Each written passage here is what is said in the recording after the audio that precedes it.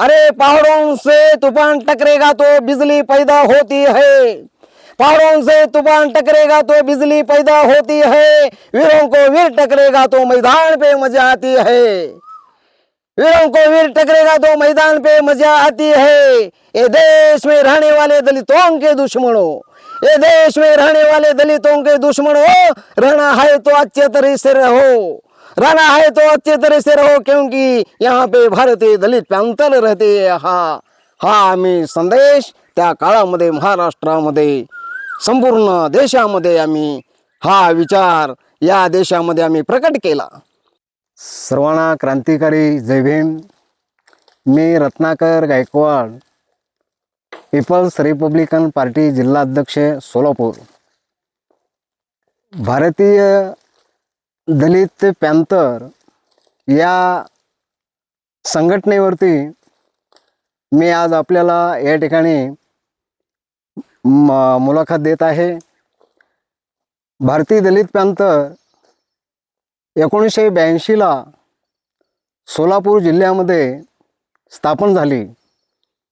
1982 ला स्थापन झाल्याच्या नंतर त्या दलित पॅंथरमध्ये तत्कालीन आमचे भारतीय दलित पॅंथरचे तडफदार आणि झुंजार नेते, सध्याचे केंद्रीय समाज कल्याण मंत्री आणि तथा रिपब्लिकन पार्टी ऑफ इंडियाचे नेते आदरणीय रामदासजी आठवले साहेब यांच्या भारतीय दलित पॅंथरमध्ये 1982 पासून आम्ही सामील झालेलो।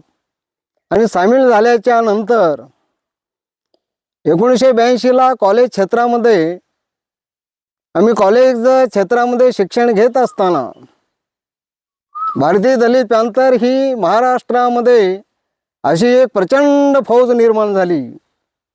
ती फौज निर्माण झाल्याच्या नंतर सर्व खेड्यापाड्यामध्ये, पश्चिम महाराष्ट्रामध्ये, विदर्भामध्ये, मराठवाड्यामध्ये, उत्तर महाराष्ट्रामध्ये, संपूर्ण देशभरामध्ये भारतीय दलित पॅंथरचं वादळ हे सुरू झालं। आणि भारतीय दलित पॅंथर ही संघटना अशी होती, ज्या ठिकाणी अन्याय त्या ठिकाणी तिथे पॅंथर, गाव तिथे शाखा, अशा पद्धतीचं ध्येय धोरण घेऊन आम्ही देशामध्ये सन्माननीय नेते, आजचे समाज कल्याण मंत्री नेते रामदासजी आठवले साहेब यांच्या नेतृत्वाखाली आम्ही त्या काळामध्ये सोलापूर जिल्ह्याचे आदरणीय आमचे राजाभाऊ सरवदे यांचे, राजाभाऊ इंगळे, सुबोध वाघमाडे, आर के कांबळे, के डी कांबळे यांच्या उपस्थितीमध्ये भारतीय दलित पॅंथर सोलापूर जिल्ह्यामध्ये फार मोठी अशा पद्धतीची फौज निर्माण झाली। आणि फौज निर्माण झाल्याच्या नंतर अक्कलकोट तालुक्यामध्ये त्याचं लोण हळूहळू पसरलं। आणि त्या काळामध्ये माझे मित्र आयुष्यमान भीमाशंकर बनसोडे यांच्यासोबत आम्ही अक्कलकोट तालुक्यामध्ये भारतीय दलित पॅंथरची शाखा स्थापन केली। आणखी संपूर्ण खेड्यापाड्यामध्ये फुले शाहू आंबेडकरांचा विचार देशामध्ये सर्व ठिकाणी आम्ही खेड्यापाड्यामध्ये, वाड्या वस्तीमध्ये घेऊन निघालो। बाबासाहेब आंबेडकरांच्या विचारावरती आम्ही मरण्यासाठी सिद्ध झालेलो होतो। आणि त्याच काळामध्ये 1978 ला मराठवाडा विद्यापीठ नामांतराचा प्रश्न सुरू झाला। मराठवाडा विद्यापीठाचा प्रश्न सुरू झाला असताना संबंध देशभरामध्ये बाबासाहेब आंबेडकरांचं नाव, मराठवाडा विद्यापीठ, त्या काळचं औरंगाबाद आणि आताच छत्रपती संभाजीनगर या विद्यापीठाला डॉक्टर बाबासाहेब आंबेडकरांचं नाव दिलं पाहिजे, या विद्यापीठाला बाबासाहेब आंबेडकरांचं नाव लागलं पाहिजे, हा उदात्त हेतू आम्ही हृदयामध्ये सामावून घेऊन संपूर्ण देशामध्ये जंग अशा पद्धतीचे लढ्याचं आम्ही रणशिंग फुंकलो। आणि त्या काळामध्ये संपूर्ण खेड्यापाड्यामध्ये, संपूर्ण महाविद्यालयामध्ये, संपूर्ण महाराष्ट्रामध्ये, देशामध्ये हा म्हणे तोपर्यंत डॉक्टर बाबासाहेब आंबेडकरांच्या विद्यापीठाला डॉक्टर बाबासाहेब आंबेडकरांचं नाव त्या विश्वविद्यालयाला लागलं पाहिजे, म्हणून संपूर्ण देशामध्ये रणकंदन माजलं। आणखीन माजल्याच्या नंतर तत्कालीन या महाराष्ट्र राज्याचे मुख्यमंत्री शरदरावजी पवार यांच्या नेतृत्वाखाली 27 जुलै 1978ला मराठवाडा विद्यापीठाला डॉक्टर बाबासाहेब आंबेडकरांचं नाव लागलं पाहिजे म्हणून त्यांच्या मंत्रिमंडळामध्ये एकमुखी ठराव पास केला, असेंब्लीमध्ये ठराव पास झाला. डॉक्टर बाबासाहेब आंबेडकरांचं नाव मराठवाडा विद्यापीठाला लागलं पाहिजे अशा पद्धतीचं सर्वानुमते ठराव पारिपाक झाला आणि डॉक्टर बाबासाहेब आंबेडकरांचं नाव लागण्यासाठी शरदरावजी सक्षम होते. परंतु काही विघ्न संतोषी लोक या देशामध्ये डॉक्टर बाबासाहेब आंबेडकरांच्या नावाला कडाडून विरोध केला मराठवाड्यामध्ये आणि त्या काळामध्ये सर्व महाराष्ट्रामध्ये रणकंदन माजलं आणि जिकडे तिकडे मराठवाडा विद्यापीठाला विरोध केल्याच्या नंतरनं देशभरामध्ये तिकडं मराठवाड्यामध्ये, विदर्भामध्ये, पश्चिम महाराष्ट्रामध्ये, उत्तर महाराष्ट्रामध्ये बाबासाहेब आंबेडकरांच्या विचाराला सुवर्ण आणखीन दलित अशा पद्धतीचं लढ्याचं रणशिंग फुंकल्याच्या नंतर लढा सुरू झाला आणि लढा सुरू झाल्याच्या नंतर ठिकठिकाणी आमच्या माता भगिनीच्या अब्रू लुटण्याचा प्रयत्न केले. या ठिकठिकाणी आमचे घरे जाळण्याचा प्रयत्न त्या मराठवाड्यामध्ये झाला आणि झाल्याच्या नंतर तरी पण आम्ही या देशामध्ये बाबासाहेब आंबेडकरांचं नाव लागलंच पाहिजे हा हेतू घेऊन आम्ही या देशामध्ये एकसारखे लढे देत होतो. आणि त्याच काळामध्ये अशा पद्धतीचे लढे देत असताना, अशा पद्धतीचे आंदोलन करत असताना, अशा पद्धतीची चळवळ आम्ही उभारून आम्ही देशामध्ये मार्गस्थ होत असताना ठिकठिकाणी अशा पद्धतीचे अन्यायाचे विषमतेच्या विरुद्ध आम्ही लढे देत होतो. परंतु विषमतेविरुद्ध लढा देत असताना एक वर्ग आमच्या विरोध देण्याचा प्रयत्न करत होता. परंतु अशाही परिस्थितीमध्ये त्यांच्यावरती मात करण्यासाठी आम्ही डॉक्टर बाबासाहेब आंबेडकरांचा विचार घेऊन पुढे आम्ही आगेकूच करत होतो. बाबासाहेब आंबेडकरांच्या नावासाठी आम्ही महाराष्ट्र राज्याच्या मंत्रालयावरती, विधान भवनवरती लाख 5 लाख लोकांचा, भीम सैनिकांचा मोर्चा आम्ही त्या महाराष्ट्र विधानसभेवरती घेऊन गेला आणि त्या काळामध्ये अशा पद्धतीचं रणकंदन माजलं की ज्या ठिकाणी आम्ही लढे देत होतो त्या ठिकाणी एक वर्ग आमच्या सामोरे येण्याचा प्रयत्न केला. परंतु त्या दिवशी मात्र अशी परिस्थिती निर्माण झाली होती, आम्ही त्या दिवशी वाचतो का नाही अशा पद्धतीचा प्रसंग त्या ठिकाणी निर्माण झाला होता. परंतु त्या काळामधली जी काही पोलीस यंत्रणा होती ते पोलीस यंत्रणा सूक्ष्मपणे आणि सावधगिरीने काम करत असल्यामुळे तशा पद्धतीचं तुफान आला असताना देखील दलित आणखीन सवर्णाचा असा एक थवा आमच्या विरोधात आला की त्या थव्याच्या पलीकडे हे आम्ही मजल मारून गेलो आणि बाबासाहेब आंबेडकरांच्या विचाराचा जो गजर आहे तो गजर आम्ही या देशामध्ये, या महाराष्ट्रामध्ये, मराठवाड्याच्या मंत्रालयाच्या त्या उंबरट्यावरती आम्ही एकच आवाज दिला, फुले शाहू आंबेडकरांच्या महाराष्ट्रामध्ये, पुरोगामी महाराष्ट्रामध्ये डॉक्टर बाबासाहेब आंबेडकरांचं नाव या मराठवाडा विद्यापीठाला कसल्याही परिस्थितीत लागलंच पाहिजे अशा पद्धतीचा ऐलान त्या काळामध्ये तत्कालीन केंद्रीय समाज कल्याण मंत्री रामदास आठवले यांच्या नेतृत्वाखाली आम्ही जंग लढे देत राहिलो. आणि त्या काळामध्ये अशा पद्धतीचे प्रसंग येत असताना मराठवाड्याचा प्रश्न आम्ही घेऊन पुढे जात असताना विद्यार्थ्यांचे जे शिष्यवृत्तींचे जे बॅकलॉग होते ते बॅकलॉग भरले पाहिजेत हाही प्रश्न आम्ही घेतलो होतो. आणि त्याचप्रमाणे या देशामध्ये मंडल आयोगाची अंमलबजावणी झाली पाहिजे हा विषय आमचा होता. गायरन जमिनी संपूर्ण या महाराष्ट्रामध्ये दलितांना दिल्या पाहिजेत अशा पद्धतीचा आमचा लढा होता. या देशामध्ये सर्व बाबासाहेब आंबेडकरांच्या सर्व भारतीयांना समतेच्या विचार प्रणालीप्रमाणे सर्वांना न्याय मिळाला पाहिजे हा विषय आमचा होता. भूमिविमानाचा प्रश्न होता, मंडल आयोगाचा प्रश्न होता, विद्यार्थ्यांच्या बॅकलॉगचा प्रश्न होता. तर अशा पद्धतीचा नामांतराच्या बरोबरच रिलल्स इन हिंदुइझम परिशिष्ट खंड 4 रामायण कृष्ण हा प्रश्न त्या काळामध्ये शंकरराव चव्हाणच्या काळामध्ये मराठवाडा विद्यापीठाचा प्रश्न घेतला असतानाच शरदरावजी पवारांनी 14 जानेवारी 1993ला मराठवाडा विद्यापीठाला डॉक्टर बाबासाहेब आंबेडकरांचं नाव दिलं गेलं. आणि हा संघर्ष मिटतोय तोपर्यंत 1986-87ला याच महाराष्ट्रामध्ये परिशिष्ट खंड 4 रामायण कृष्ण होल्ड क्रमांक 4 हा बाबासाहेब आंबेडकरांचं जे काय लिखाण होतं, हे लिखाण महाराष्ट्र गव्हर्नमेंटनी शंकरराव चव्हाणांच्या मंत्रिमंडळाने ते लिखित करण्याची घोषणा केली. घोषणा केल्यानंतर काही विघ्न संतोषी लोकांनी रामायण कृष्ण परिशिष्ट खंड बाबासाहेब आंबेडकरांचं जे परिशिष्ट खंड 4 होतं ते लिखाण मराठीमध्ये अनुवाद करण्यासाठी सरकारने निर्णय घेतला होता. आणि त्या काळामध्येही या महाराष्ट्रातल्या लोकांनी, जातीवादी लोकांनी विरोध केला, कडाडून विरोध केला. आम्ही त्या काळामध्ये पण संपूर्ण भारतीय दलित पॅंथर, रिपब्लिकन पार्टी, सर्व जे काही संघटना होत्या एकत्रित आल्या. सर्व संघटना एकत्रित येऊन एकच अशा पद्धतीचा लढा दिला. तत्कालीन शंकरराव चव्हाण महाराष्ट्राचे मुख्यमंत्री होते, तत्कालीन पंतप्रधान राजीव गांधी होते. अशा पद्धतीचा लढा दिला की त्या केंद्र सरकारला ही भीमशक्ती ज्यावेळेस पाहिल्याच्या नंतर त्याच दिवशी निर्णय घेण्यात आला. रामायण कृष्ण परिशिष्ट खंड 4 होल्ड क्रमांक 4 जसेच्या तसे छापण्यात येईल अशा पद्धतीचा निर्वाळा या सरकारने शंकरराव चव्हाणच्या कॅबिनेट मंत्रिमंडळामध्ये निर्णय होऊन तो पारित केला. आणि बाबासाहेब आंबेडकरांचं परिशिष्ट खंड 4 जसे ते तसे मराठीमध्ये छापण्यात आले. हाही लढा आम्ही भारतीय दलित पॅंथरच्या काळामध्ये एकत्रित येऊन आम्ही त्या काळामध्ये घेतला. तर अशा पद्धतीच्या अशा जोरजुलमाच्या विरोधात आम्ही लढे दिले, अन्यायाच्या विरोधात आम्ही लढे दिले. गोरगरिबांच्या वरती जिथे अन्याय तिथे भारतीय दलित पॅंथर म्हणून त्या ठिकाणी आम्ही धावले.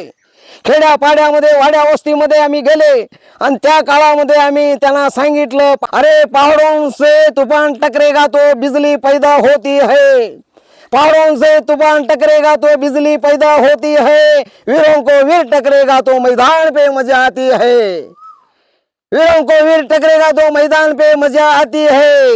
ये देश में रहने वाले दलितों के दुश्मनों, ये देश में रहने वाले दलितों के दुश्मनों, रहना है तो अच्छे तरह से रहो, रहना है तो अच्छे तरह से रहो, क्योंकि यहाँ पे भारतीय दलित पॅंथर रहते. हा आम्ही संदेश त्या काळामध्ये महाराष्ट्रामध्ये संपूर्ण देशामध्ये आम्ही हा विचार या देशामध्ये आम्ही प्रकट केला.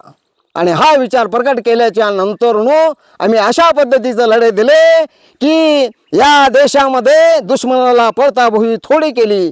भारतीय दलित पॅंथरची जी चढाई होती, पॅंथर म्हणजे कसा की जुलमाच्या विरोधात जंप घेऊन त्या ठिकाणी त्यांच्या ठिकाणी अन्यायाच्या ठिकाणी धाव घेऊन जंप घेऊन तो अन्याय मिटवून तिथे न्याय मिळवण्यासाठी जंप घ्यायचा, उडी मारायचा. आणि उडी मारून या देशातल्या गावकुसावर राहत असलेल्या या दलितांना, वाड्या वस्त्यावर राहत असलेल्या गरिबांना, या देशातल्या शेतकऱ्यांना, या देशातल्या गोरगरीब लोकांना, सर्व जाती धर्माच्या लोकांच्यासाठी आम्ही त्या काळामध्ये लढे दिले. आणि ते लढे आम्ही त्या काळामध्ये 1978 पासून ते आज मितीपर्यंत भारतीय दलित पॅंथरच्या काळामध्ये आम्ही लढ्यावर लढे दिले. म्हणून या देशामध्ये, या महाराष्ट्रामध्ये सद्यस्थिती सुखी समृद्धीची आनंदीची आपल्याला बघायला मिळत आहे. परंतु मित्रांनो, त्या काळात आम्ही जंग अशा पद्धतीचे लढे त्या काळामध्ये दिलेला आहोत. म्हणून आजचा तरुण या ठिकाणी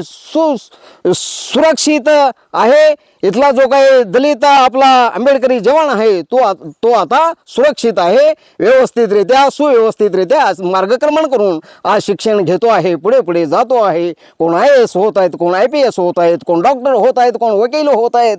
अशा पद्धतीचे त्या काळामध्ये आम्ही लढे दिले. म्हणून हे सुखाचे दिवस या देशामध्ये, महाराष्ट्रामध्ये आजच्या या दलितांना पाहायला मिळत आहे. म्हणून आम्ही त्या काळामध्ये संपूर्ण या देशामध्ये अनेक लढे देत होतो. दिल्लीला आम्ही मोर्चा काढला, दिल्लीच्या पार्लमेंटवरती आम्ही मोर्चा घेऊन गेला, महाराष्ट्राच्या असेंब्लीवरती आम्ही मोर्चा घेऊन गेला, जिल्हाधिकारी कार्यालयावर, तहसील कार्यालयावरती, संपूर्ण ठिकाणी, सर्व ठिकाणी ज्या ठिकाणी शासकीय कार्यालय आहेत त्या ठिकाणी आम्ही अशा पद्धतीचे आंदोलन करत राहिलो. आणि करत राहिल्यामुळं त्या ठिकाणी संपूर्ण या देशातल्या दीनदलितांना, गोरगरिबांना, शोषितांना, पीडितांना न्याय देण्याचा आम्ही त्या काळामध्ये प्रयत्न केला. आजचा जो दलित विद्यार्थी आहे, तो विद्यार्थी आज आमच्या लढ्याने यश संपादन झाल्यामुळे ते व्यवस्थित आज मार्गक्रमण करत आहेत, शिक्षण घेत आहेत, पुढे जात आहेत. आजच्या तरुणाला माझं सांगणं आहे की ज्या बाबासाहेब आंबेडकरांच्या संविधानाने दिलेले आपल्याला हक्क आणि अधिकार आहेत, ज्या आपल्याला बाबासाहेब आंबेडकरांनी दिलेले मूलभूत